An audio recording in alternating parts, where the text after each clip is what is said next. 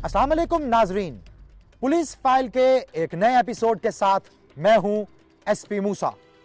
आइए नजर डालते हैं आज के एपिसोड पर। आज की पुलिस फाइल में शामिल है किसने कहानी बनाई, किसने किस पर जर्ब लगाई। कराची के एक कब्रिस्तान में खवातीन की लाशों की बेहुरमती का केस शामिल है इस दास्तान में। क्या हुआ पापोश नगर कब्रिस्तान में? बकवास। अपने दुख बताने आई, आप बीती सुनाने आई मेरी कहानी में। पुलिस फाइल का हिस्सा बना एक अनोखा और दर्जा देने वाला वाकया। कराची से आने वाले इस खसूसी केस का क्या है अहवाल, आइए देखते हैं।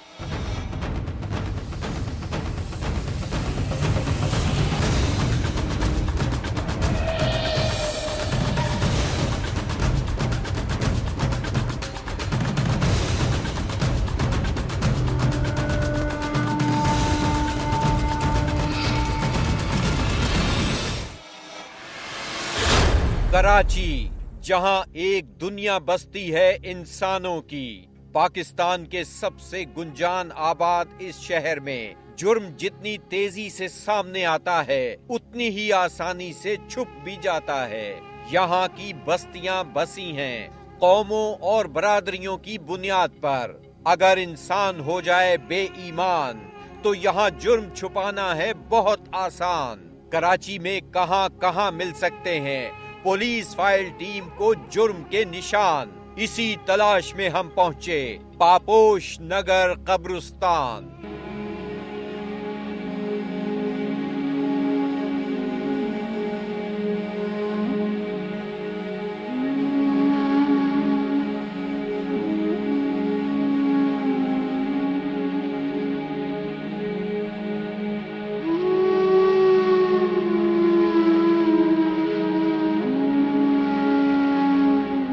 पापोश नगर है कराची के मशहूर इलाके नाजिमाबाद में, और ये है पापोश नगर का पुराना कब्रिस्तान। कई बरस से सरकारी तौर पर किया गया ऐलान कि इस कब्रिस्तान में नई कब्रें नहीं बनेंगी और मुर्दों को दफनाया नहीं जाएगा। वजह थी पापोश नगर कब्रिस्तान में जगह की कमियाबी। जगह न होने से नई कब्रों पर लगा दी गई थी पाबंदी, मगर मुर्दों की तदफीन पर पाबंदी कुछ लोगों को एक आंख न भाई। और फिर एक ऐसा वाकया हुआ जिससे हुई मुल्क भर में रुसवाई। किसने कब्रिस्तान की कहानी बनाई और किसने किस पर जर्ब लगाई, यही है आज की दास्तान में। क्या हुआ था पापोश नगर के कब्रिस्तान में?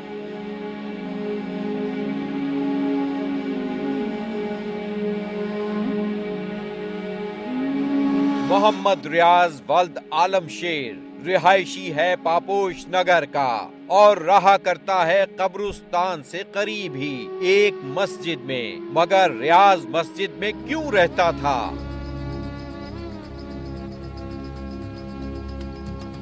उसने कहा कि पीछे मेरा घर है, किराए पे रहते हैं, मेरे वालिद भी हैं, वालिदा मर चुकी हैं, 2 साल हो चुके हैं, तो हमारा किराए पे एक ही कमरा है। गुंजाइश हमारे पास इतनी नहीं है कि मेरे भाई का भी पाँव कटा हुआ है, मैं अकेला कमाने वाला हूँ, बाप मेरे की भी कहीं रोज़ी नहीं लग रही, तो इस वजह से एक छोटा सा कमरा है। मेरी बहन भी है, भाभी भी है, तो मेरा सोना वहाँ मुनासिब नहीं है।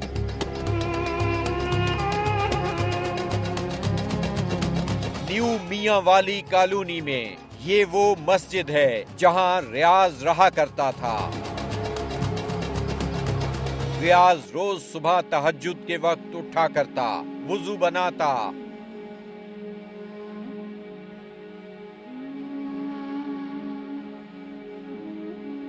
कुरान उठाता और उसको देखकर ही सवाब कमाता। उसे कुरान पढ़ना तो नहीं आता था, मगर वो कुरान को देखकर ही नेकी की प्यास बुझाता था।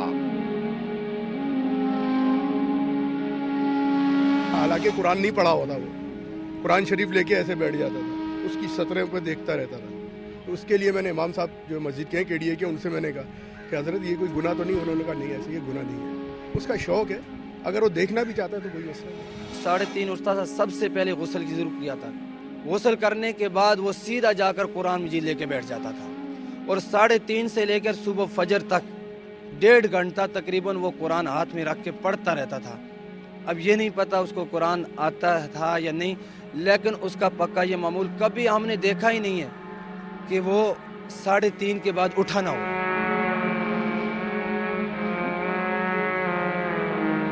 फिर रियाज अजान देता और जमात के साथ नमाज पढ़ता। इसी तरह रोज उसके लिए दिन चढ़ता। फिर वो पापोश नगर कब्रिस्तान आ जाता।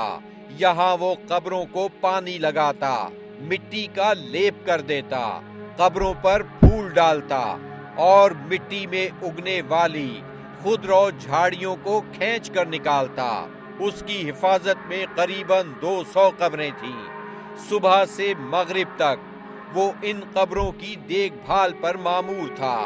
वो एक कब्र की महीना भर हिफाजत के 50 रुपए लेता और अपना ज्यादातर वक्त इनकी हिफाजत को ही देता।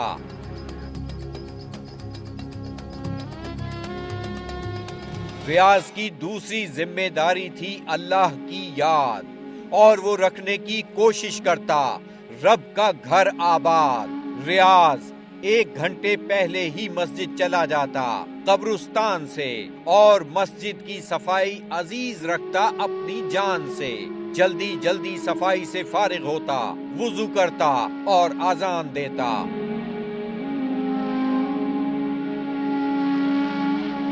ये काम वो गुज़िश्ता 12 साल से कर रहा था और अपना और घर वालों का पेट भर रहा था।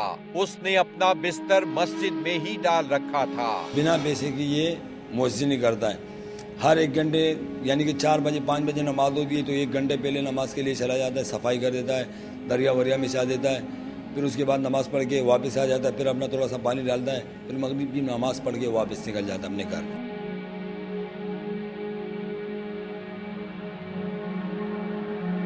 मगर पापोश नगर में कई बरस से एक मजमूम काम जारी था। यह काम था लाशों की बेहुरमती का, कुछ नई दफन होने वाली लाशों की आज़ा की चोरी का और मुर्दों की हड्डियों की तिजारत का। इस घनाउने कारोबार में बस एक रुकावट थी और वो था रियाज। पापोश नगर का कब्रिस्तान कब्जे में है कुछ के जो पुलिस के साथ मिलकर ये घनौना धंधा कर रहे थे। माल आ रहा था और महीने के महीने भत्ता पुलिस को जा रहा था। यहाँ किसी न किसी हीले से नए मुर्दों को दफना दिया जाता और फिर उनके आज़ा निकाल लिए जाते।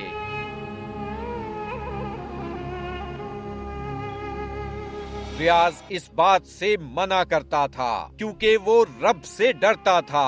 वो कहता ये काम गैर शरई है और मैं कब्रों की हिफाजत करके पैसे कमाता हूँ, यही है मेरी जिम्मेदारी, इसीलिए नहीं रखता गैर शरा कामों में हिस्सेदारी। वो समझता था इसको काम गंदा।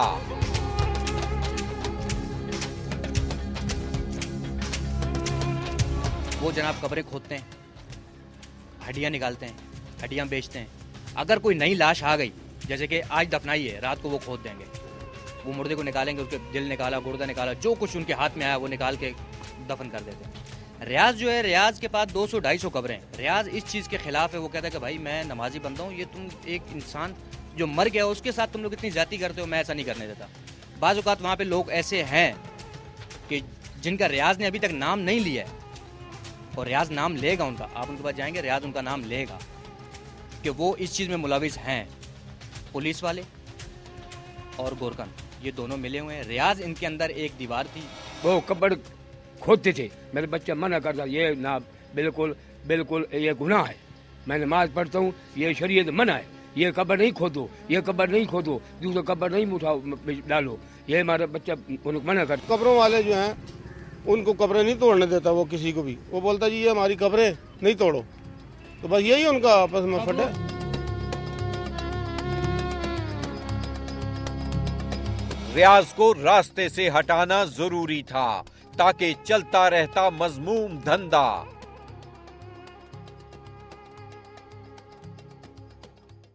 चंद बरस पहले रियाज पर खवातीन की लाशों की बेहुरमती का केस बनाने और उसको रास्ते से हटाने की कोशिश की गई।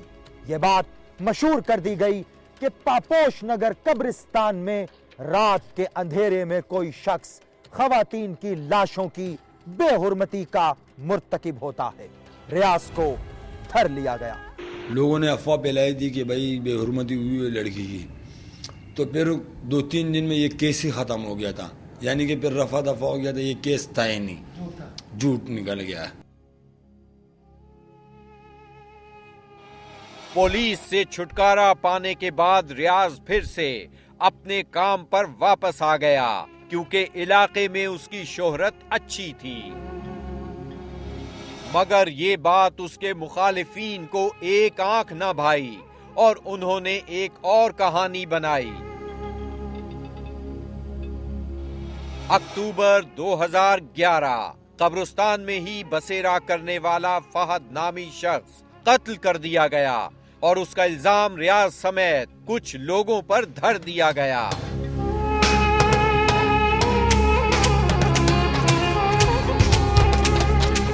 जब हमने ये बात सुनी कि रियाज के साथ ये मामला हो गया तो बड़े परेशान हुए। मैं खुद भी अखबार में भी तस्वीर आ गई उसकी, पहले तो मान ही नहीं रहे।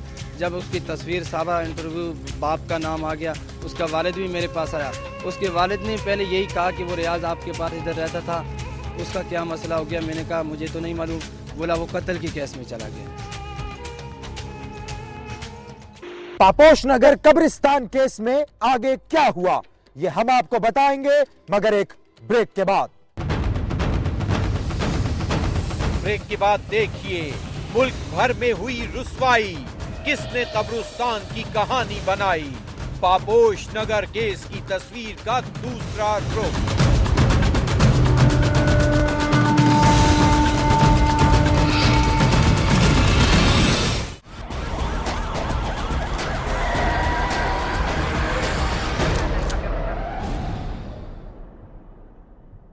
मुल्क भर में हुई रुसवाई, किसने कब्रिस्तान की कहानी बनाई। पापोश नगर केस की तस्वीर का दूसरा रुख। पुलिस ने मांगे 1 लाख ढिठाई से रियाज की रिहाई के। 1 लाख के करीब 1 लाख का मुतालबा किया तो भाई ने और भाभी ने कहा कि भाई हम तो गरीब बंदे, हमारी उतनी नहीं है आमदनी, तो कदर मजदूरी का काम करते, कभी मजदूरी है और कभी नहीं है। तो उन्होंने कहा चलो आप ऐसा करो कि आप डीएसपी के पास जाओ, बात ऊपर तक पहुंच गई है तो हम इनको छोड़ देते हैं। तो डीएसपी साहब के पास गए हैं जब हमारी भाई और भाभी, तो डीएसपी ने कहा कि आप जाओ सदीकी साहब के पास, आप जाओ, बंदा आपको मिल जाएगा। खाना गया, मैं उन्हें बोला कि ये जाओ बाबा जाओ, पैसे ले आओ। मैं उन्हें चमाटे ही मारी 2-3। फिर पुलिस ने चली दोहरी चाल, वुरसा से पैसा खाया और रियाज को एक और केस में फंसाकर अगले ही दिन मीडिया पर दिखाया। हमने उनको 17,000 से 20,000 रुपए तक दिए हैं।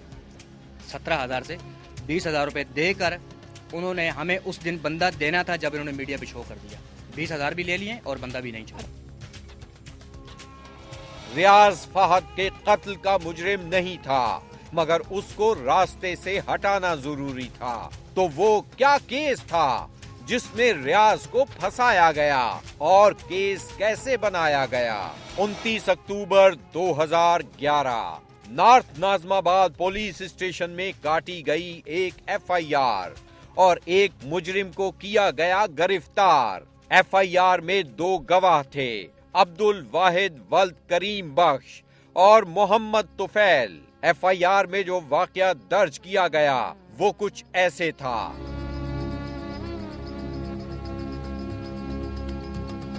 पापोश चौकी का इंचार्ज सईद 6:30 बजे के करीब बैठा था चौकी पर। उसे पकड़ो पकड़ो की आवाजें सुनाई दी। वो चौकी से निकला तो एक शख्स को सरपट भागते हुए देखा। उसके पीछे अब्दुल वाहिद और तुफैल भाग रहे थे। दोनों फरार होने वाले की तेजी पर तिलमिला रहे थे और पकड़ो पकड़ो चिल्ला रहे थे। सब इंस्पेक्टर सईद भी उनके साथ हो लिया। तीनों ने मिलकर घेरा तंग कर लिया और फरार होने वाले को धर लिया। फरार होने वाले की तलाशी ली गई। और आधा किलो चर्स उसके पास से बरामद की गई।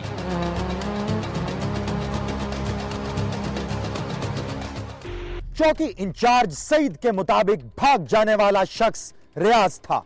मोहम्मद रियाज के पकड़े जाने पर कई सवालात उठे, जिन पर तफ्तीश की पुलिस फाइल इन्वेस्टिगेशन टीम ने।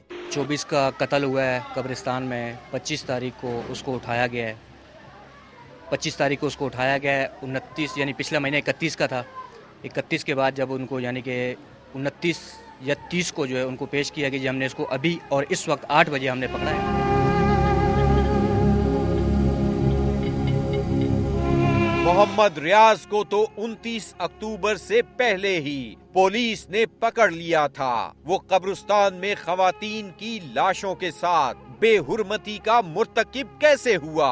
गुलाम शब्बीर कहता है, पहली तारीख की रात 2 तारीख की सुबह रियाज को कब जेल से निकाला है, यहाँ से थाने से निकाला है, कब्रिस्तान में लेकर आए। रात को 12 बजे का टाइम है। 12 बजे का टाइम है तो रियाज की हथकड़ियाँ खोली हैं, उसको कहा कब्र खोदो। खुदवाई कब्र में से खुदवाया। बोलते ये कब्र है तुम लोग ने, ये तुमने काम ही किया है। मेरे को ये भी बोला, बोल कब्र में बोलता हो। मैंने बोला नहीं, वो कब्र लोगों ने ऐसा खोदा हुआ था, बोल तुम खोदो, तुम अंदर जाओ, कब्र के अंदर जाओ। तुम्हारे पैर पे जो मट्टी शट्टी लगी उसके नमूने लिए उन्होंने, लिए थे। मुबैना तौर पर 1 नवंबर की रात रियाज को हवालात से निकाला और पुलिस ले गई कब्रिस्तान। वहाँ उन्होंने रियाज को मजबूर किया कि वो एक कब्र खोदे और खुली हुई कब्र में उतरे, और उन मनाजिर को पुलिस ने कैमरे की आंख में महफूज किया ताकि सनद रहे और बवक्त जरूरत काम आए और रियाज छूटकर कहीं जाने ना पाए।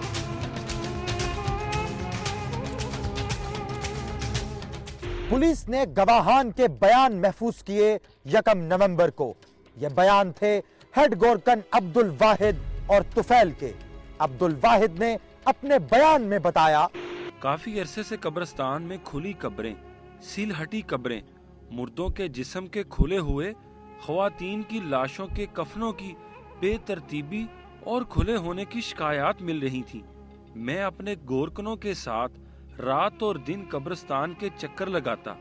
29/10/2011 को हम चक्कर लगा रहे थे कि हम लोगों को ताज़ा मुर्दा ख्वातीन दफन शुदा की कब्र की मिट्टी देखकर शक हुआ। बातें करते हुए चेक करने जा रहे थे। जब हम कब्र के पास गए तो तकरीबन 6:15 का वक्त होगा। खुली हुई कब्र से कब्रों पर पानी डालने वाला एक शख्स मोहम्मद रियाज वल्द आलम शेर कब्र में जना करता हुआ कब्र से निकलते हुए अपने कपड़े दुरुस्त करते हुए भागा। हम पकड़ो पकड़ो का शोर मचाकर उसके पीछे भागे। कब्रिस्तान की दीवार के साथ रोड पर पुलिस मोबाइल खड़ी थी। मोहम्मद रियाज को हमारी मदद से पकड़ लिया गया। मौके का दूसरा गवाह है तुफैल, जिसे पता ही नहीं कि गवाह के तौर पर दर्ज है उसका नाम और उसकी तरफ से मौजूद है एक बयान। डीएसपी साहब बैठा हुआ था, SHO बैठा हुआ था, उन्होंने कहा साइन करो, और डिप्टी अफसर बैठा हुआ था। उन लोगों ने बोला ये साइन कर दो। नाम पूछा, नाम बता दिया मैंने, और वालिद का नाम पूछा, वालिद का नाम भी बता दिया। और उन लोगों ने फिर हमारा को बोला कि इधर साइन कर दो। हमारा को इस चीज़ का नहीं पता था कि ये रियाज पे FIR कटा है।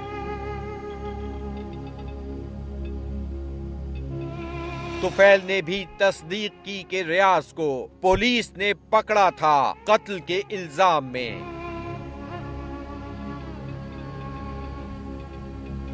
यहाँ पे कत्ल हुआ था पहले, और कत्ल में जो है ये पुलिस वालों ने उठा के ले गया तफ्तीश के लिए, और फिर बाद में इसके ऊपर यही इल्ज़ाम लगा दिया कि ये मुर्दों के साथ ऐसा बदअमनी करता है। 1 हफ्ते के बाद इनको शो किया कि ये मुर्दों के साथ ऐसा बदअमनी करा था। सर हम लोगों ने अपना आंखों से नहीं देखा है उसको।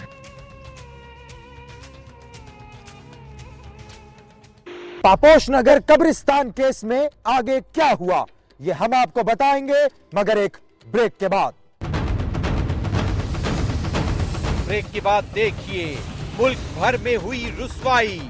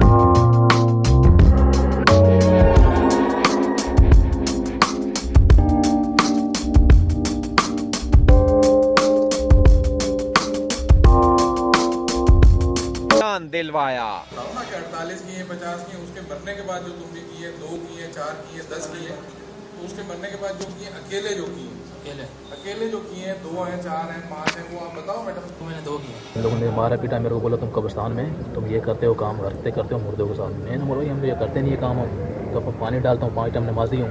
मोहल्ले में जाके पूछो किसी से, तो 5 टाइम नमाजी हो, मेरा कारी साहब जाके पूछो, तो पानी अपना डालता हूँ, शाम को चला जाता हूँ। तो मैंने फिर डर की वजह से मेरे को बोला तुम मान जाओ, तुम्हारे को बोलता है ना कि छोड़ देंगे। जो ने फिर मेरे को ना बोला, तेरे भाई लोगों ने मेरे को 50,000 रुपये लिए, बोलता है तुम्हारे छोड़ देंगे। हमने कहा कि तूने ये जो बयान दिए, बोला भाई मेरे साथ बहुत ज्यादती की है। मुझे पहले बड़े मैदान की चौकी पे इतना मारा कि मैं इंसान हूँ, कोई जानवर नहीं हूँ। फिर मुझे यहाँ से शिफ्ट किया है हैदरी थाने में। हैदरी थाने में ऐसे DSP बैठ जाते थे, SHO ऐसे बैठ जाते थे, और तफ्तीशी अफसर और 4 पुलिस वाले होते थे। इन्होंने मुझे नंगा किया है, मुकम्मल नंगा करके मुसलसल हैदरी थाने के अंदर मुझे 4 दिन तक मारा है। 4 दिन तक इस तरीके से मारा कि भाई मैं इंसान हूँ, कोई पत्थर नहीं हूँ। इन्होंने कहा कि तूने सिर्फ एक अल्फाज कहना है कि जी मैं ये कब्रिस्तान में ये वाक़या मैंने किया है। किसी भी आज तक नहीं देखा कोई नज़र साहब किसी को देखता भी है, वो ऐसा हुआ ही नहीं है। इल्ज़ाम लगा दिया उन लोगों ने पीछे उसका, कभी उसको काम पड़ता है तो वो आ जाता, लेकिन ऐसा वो आदमी है ही नहीं है। सीधा साधा बिल्कुल 5 टाइम नमाज पढ़ता है, रोज़े रखता है, किसी के साथ ना उसका झगड़ा है, ना वो नशई है, ना उसका पिस्तौल है, ना किसी ना वो TV देखता है, ना वो CD देखता है, कुछ भी नहीं करता है। ये लोगों ने उसने इल्जाम लगा दिए सब। मीडिया के सामने पुलिस का मनचाहा बयान देने पर रियाज को छोड़ देने का वादा किया गया था। शाम के टाइम में लोग मेरे कपड़े मुंह में डाला, फिर मेरे को बाहर ले गए ना, बोला जो हम बोलेंगे सवाल, वो बोलता तुमने मीडिया के सामने तुमने ऐसे ही बोलना है। किसने कहा कि मीडिया के सामने बोलना है? DSP ने बोला, SHO ने बोला। नाहिद अफजल हैं रियाज के वकील। जो असल मुद्दई है इस वाक़े को जो देखा है, इस कागजात के मुताबिक एक शख्स है अब्दुल वाहिद बलूच, जो गोरकन है कब्रिस्तान का, अब्दुल वाहिद बलूच। उसके मुताबिक उसका कहना यह है कि 7-8 साल से ये वाक़या हो रहा था, उसको अल्हाम हुआ था, उसको कौन से जरिए से हो रहा था। और इसके बाद जिस दिन ये वाक़या FIR कट रही है तो उसने देखा कि मुलजिम भाग रहा था। यानी उसने ये नहीं कहा कि कुछ कर रहा था, उसने कहा मुलजिम भाग रहा था, मैं उसके पीछे भागा। मैं जब कब्रिस्तान तक भागा, आगे पुलिस थी, मैंने उसको आवाज़ दी, पुलिस ने उसको पकड़ लिया और मैंने पुलिस को बताया कि ये वो शख्स है जिसने ये बदफेली की है। FIR में कहीं जिक्र नहीं है कि उसने बदफेली की, कहीं जिक्र नहीं, एक लफ्ज़ नहीं है।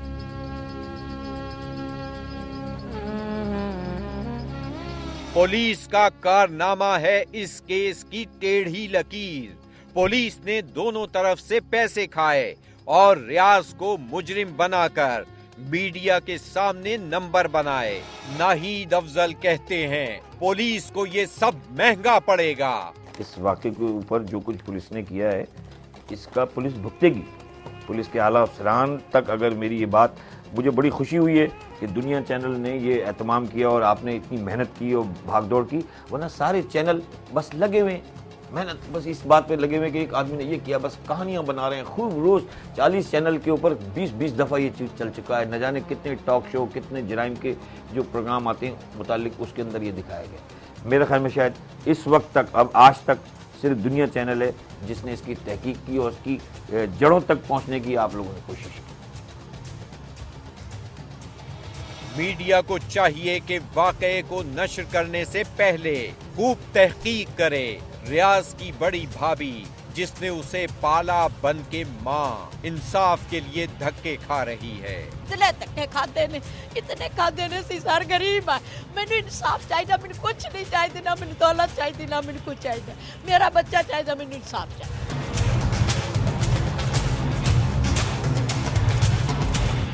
पापोश नगर कब्रिस्तान केस में आगे क्या होगा, ये कहना अभी कबलज वक्त है। क्या रियाज वाकई इस घिनौने जुर्म में मुलव्विस है?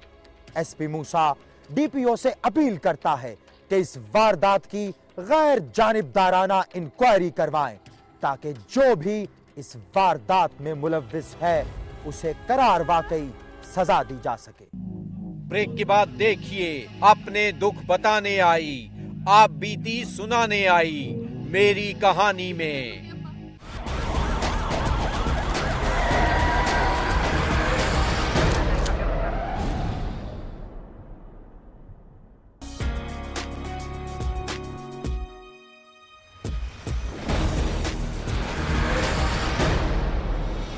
खवातीन के हकूक का बिल पास हो गया है। अब इन खवातीन की भी सुनी जाएगी जिनकी पहले कोई नहीं सुनता था। लेकिन उनका क्या जिनके साथ जुल्म और ज्यादती हो गई। ऐसी ही कहानी है नाजिया की भी, जिसकी शादी जायदाद के लिए कुरान पाक से कर दी गई। मैं ऐसे घर में पैदा हुई थी जहाँ बेटी पैदा होने का मतलब गाली होता है। बाप तो बाप, माँ भी मेरे साथ अच्छा सलूक नहीं करती थी। अब क्या बहुत पड़ गई तुझे? अम्मा सर में दर्द हो रहा है। बहाने ना बना, जाके उठ के भाई के कपड़े पैक कर। अच्छा अम्मा भी कर देती हूँ। चल उठ, जल्दी कर। अम्मा कभी तो मेरे साथ प्यार से बात कर लिया कर। अब तू माँ को प्यार सिखाएगी? हाँ चल कामचोर।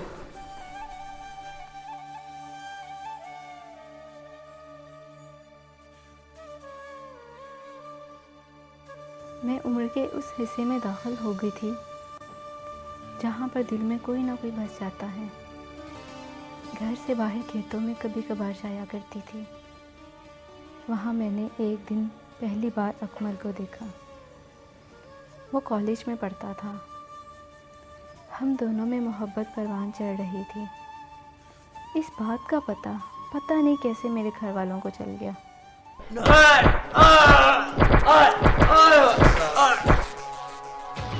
कुछ तबीयत साफ हुई इसकी? जी सरकार।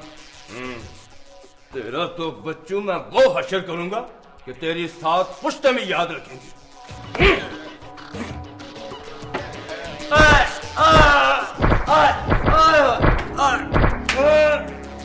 बात सारे गांव में फैल गई थी।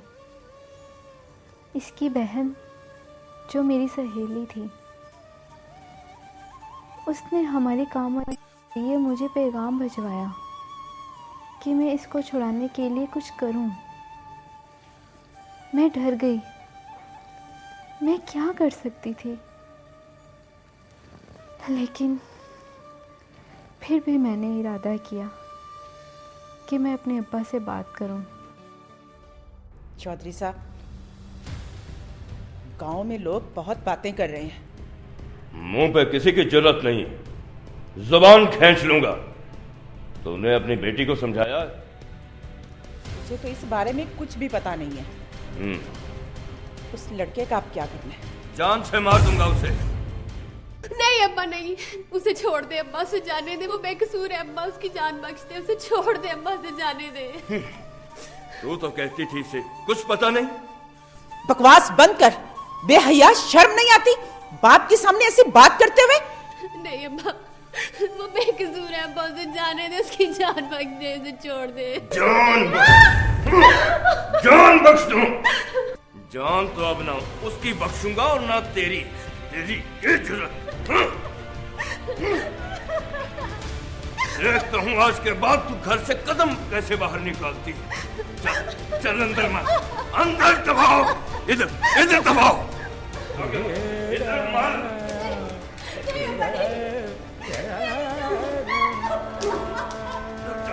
चलेगी कैसे?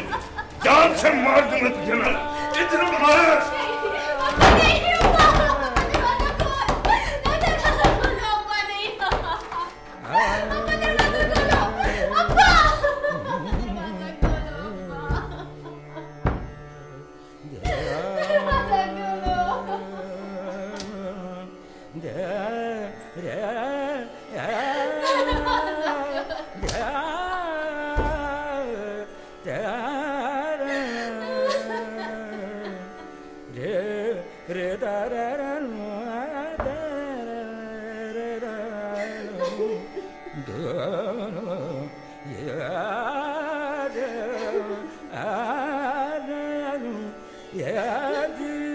मेरे इस तरह शोर मचाने का असर एक तो ये हुआ, कुछ दिनों की मारपीट के बाद मेरे बाप ने इसे छोड़ दिया। इनको गांव से निकाल दिया। मुझे कमरे में बंद कर रखा। एक दिन कमरे का दरवाज़ा खुला।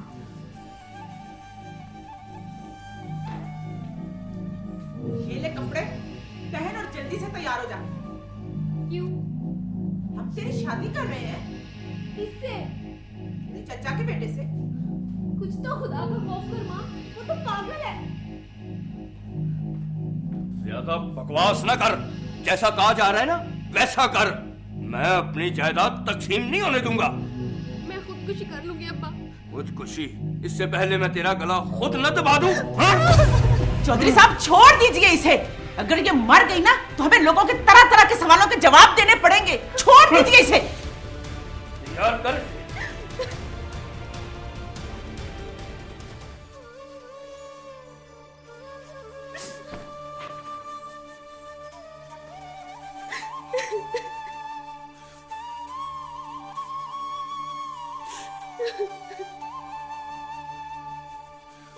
मेरे चाचे को इस बात का पता चल गया। उसने उसे अपने पागल बेटे की बेइज्जती का ख्याल करते हुए खुद ही रिश्ते से इनकार कर दिया और अब्बा से कहा कि इस लड़की को इससे बढ़कर कोई सज़ा देनी चाहिए। उन्होंने मेरी शादी कुरान पाक से कर दी।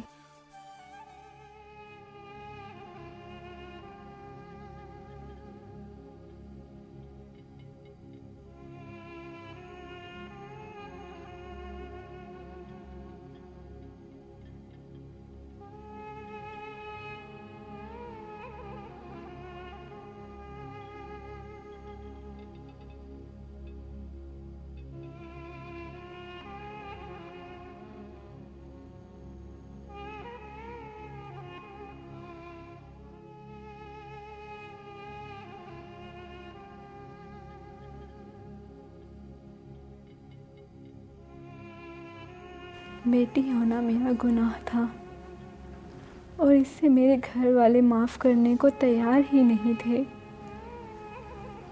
एक दिन हमारे घर में काम करने वाली लड़की ने मुझे अकमल का पैगाम दिया। उसने पूरी स्कीम बना ली थी। हमने घर से भागकर कराची जाना था और वहाँ पर शादी करनी थी। मैं वो दिन बड़ी बेकरारी से काटती रही।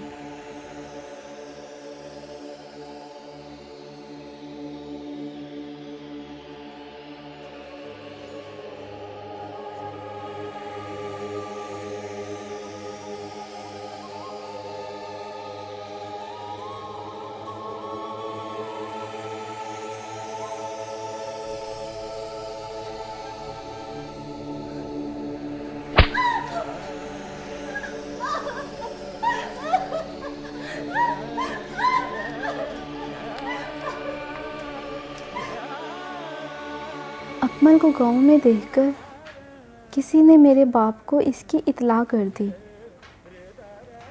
मेरे बाप ने उसे अगवा करवा लिया। मेरे बाप के तशद्दुद से उसने सारा मंसूबा उगल दिया और मैं अपने बाप के हथे चढ़ गई।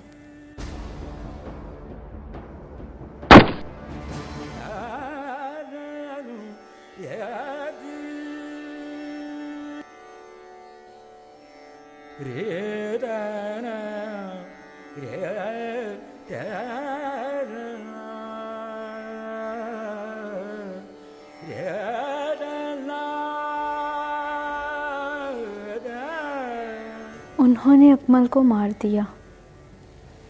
मैं इसी जहन्नुम में जलती रही। ज़मीन मेरे भाई को चली गई और वो अमेरिका चला गया। अब्बा बीमार होकर मर गया। अब मैं अपनी बीमार माँ को संभालती हूँ। सुना है कि अब हुकूमत ने कानून बना दिया है, कुरान पाक से शादी अब नहीं हो सकती। शायद अब कोई बेटी इस रस्म की भींट ना चढ़े। नाजिया जैसी कितनी ही खवातीन हैं जो इस फरसूदा रस्म की भेंट चढ़ चुकी हैं। अब देखना यह है कि इस कानून से ऐसी रसूमात को ख़त्म करने में कितनी मदद मिलती है। अगर आपके साथ भी हुई है कोई नाइंसाफ़ी या आप गवाह हैं किसी जुर्म के, तो खामोश मत रहिए, बोलिए, अपनी कहानी सुनाएं, एसपी मूसा को बताएं, क्योंकि हम बनेंगे आपकी आवाज़। हमें SMS करें PF लिखकर स्पेस दें, अपना पैगाम लिखें और 3031 पर हमें भेज दें या हमें ईमेल करें। हमारा एड्रेस है policeFile@dunianews.tv। आप हमें खत भी लिख सकते हैं। हमारा पता है program police file, PO box number 500 Lahore. अपना और अपने इर्द गिर्द रहने वालों का ख्याल रखिएगा। खुश रहिए और महफूज रहिए। आपसे मुलाकात होगी पुलिस फाइल के अगले एपिसोड में। तब तक के लिए SP मूसा और उसकी इन्वेस्टिगेशन टीम को इजाजत दीजिए। खुदा हाफिज।